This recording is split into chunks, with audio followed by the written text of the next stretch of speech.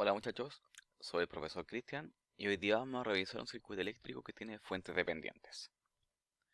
Primero que nada, entonces revisamos los elementos que posee este circuito eléctrico, en el cual tiene dos fuentes de energía y tres resistencias. Primero, la pregunta es, ¿cómo entonces identificamos cuál es la fuente dependiente del circuito? La fuente dependiente es la fuente en la cual su magnitud depende de otra variable eléctrica dentro del circuito eléctrico, la cual esta variable eléctrica puede ser tensión o corriente. Además, su símbolo es bastante característico, tiene la forma de un diamante. Veamos entonces, la fuente dependiente que podemos encontrar aquí sería justamente la que estoy aquí remarcando, que es una fuente de tensión que tiene de magnitud 3B sub X. Entonces vamos a anotar aquí, fuente dependiente, para que la tengamos muy bien identificada. Entonces, para recapitular, esta fuente que acabamos de identificar es una fuente de tensión que depende, y la vamos a anotar, que depende de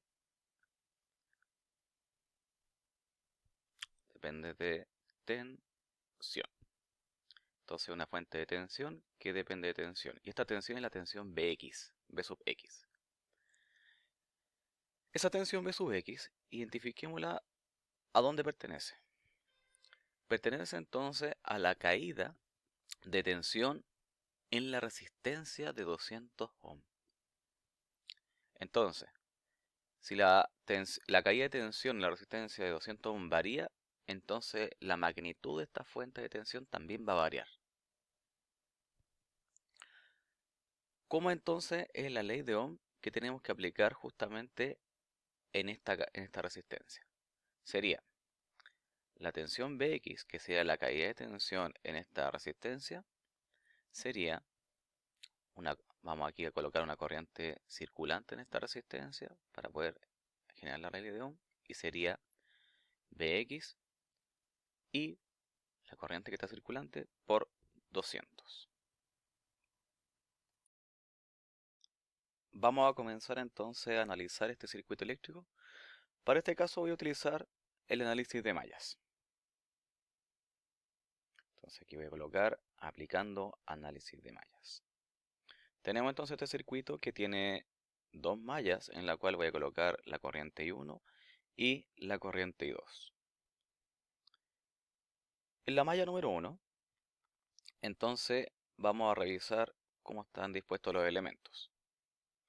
Tenemos entonces que sería la resistencia de 200 ohms multiplicado por I más 100 multiplicado por la diferencia entre la corriente I1 y la corriente I2 y la fuente de tensión de 10 volts que está provocando un aumento de tensión dependiendo de esa dirección de corriente. Vamos entonces ahora a la malla número 2. Recordemos lo siguiente. Tenemos que la fuente de tensión, dependiente de tensión, que identificamos anteriormente, es una fuente de tensión. Por lo tanto, la tenemos que tratar como tal, como una fuente de energía, sin ninguna complicación extra. La única diferencia es que esta fuente de tensión, su magnitud tiene una variable involucrada, que esa les recomiendo que la dilucidemos en un paso posterior. Sigamos entonces. Tenemos entonces que la malla 2 sería 100 multiplicado con la corriente de malla I2 menos I1 más la resistencia de 1 kilo multiplicado por la corriente de malla I2.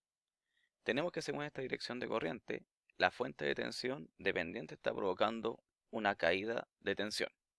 Por lo tanto, toda esta ecuación de malla queda igual a cero. Como dije, ahí tenemos la fuente de tensión dependiente. Ahí, si ustedes se fijan, la estamos operando como una fuente de tensión común y corriente.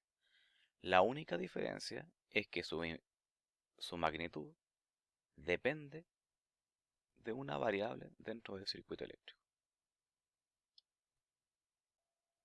Terminado el análisis de mallas y obtenidas las ecuaciones de mallas correspondientes, vamos entonces a revisar qué ocurre con la variable de la magnitud de la fuente de tensión.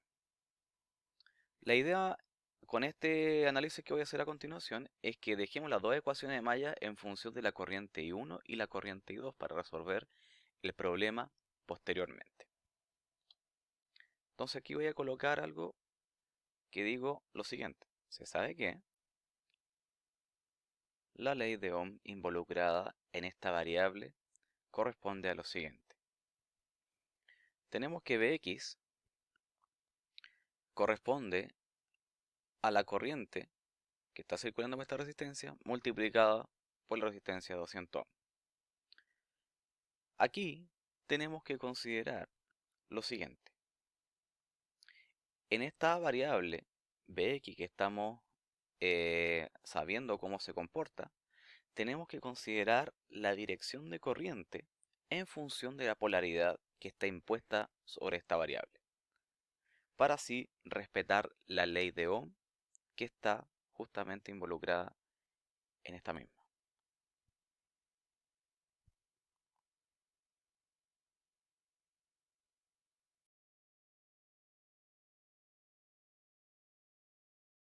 Bien, con esto pasamos entonces ya a evaluar la ley de Ohm que nosotros acabamos de encontrar. Por lo tanto, evaluando la ley de Ohm que acabamos de encontrar,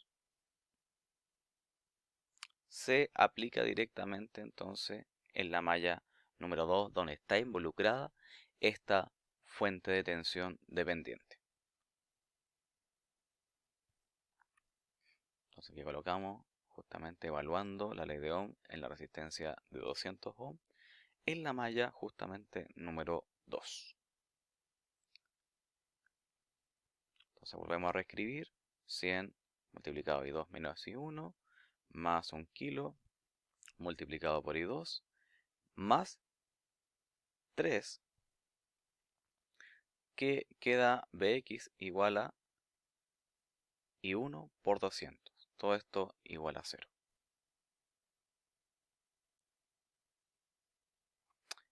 Recordemos entonces que I1 por 200 era directamente Bx.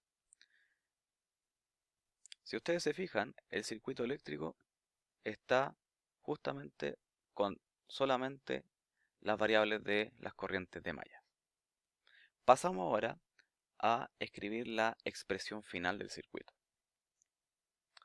Hacemos los arreglos correspondientes para acomodar todas las ecuaciones. Entonces ahí dejamos 301 menos 102 igual a 10. Para la malla 1, pasamos entonces también a la ecuación de la malla número 2. Y dejamos que sería 501. Vamos a ver. Otro sería 1102 igual a 0.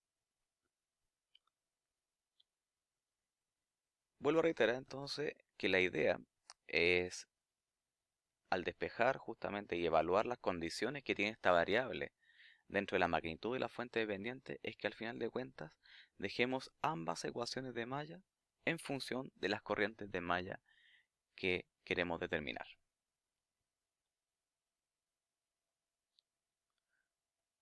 Bueno, para finalizar entonces este problema, generamos el sistema de ecuaciones y con eso despejamos las corrientes de malla, en donde las corrientes de malla obtenidas serían 28 miliamperes y la corriente de malla número 2 sería, vamos a ver, menos 13 miliamperes.